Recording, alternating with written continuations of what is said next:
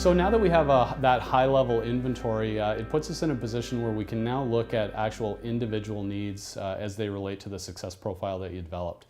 One of the simple, most accurate ways, and this probably doesn't come as a surprise that we'd say this given what we do, is to determine those development needs is through different types of assessments. And at Sigma, we actually offer some really neat and unique assessment tools that can inform those decisions and help drive development.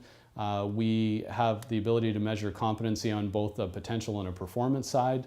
A very unique leadership character assessment that's been very successful for us of late. And finally, something that you've probably hearing more and more in the last 5 to 7 years is an assessment of emotional intelligence. So these are just a handful of a variety of assessments that we can use to help inform those decisions and really give your process that level of credibility and transparency that I think that can help move forward and get everybody's buy-in to the process. So the results from those assessments, as I said, provide a really clear and objective way to quantify those talent gaps. And I think that that's really important. We can use that data to populate individual succession profiles, highlight and monitor the gaps between where they're at and where they need to be to move into that level A. And as I said too, like with everything, don't treat these as static documents. These should be reviewed at least annually along with development plans. So it's one thing to identify gaps.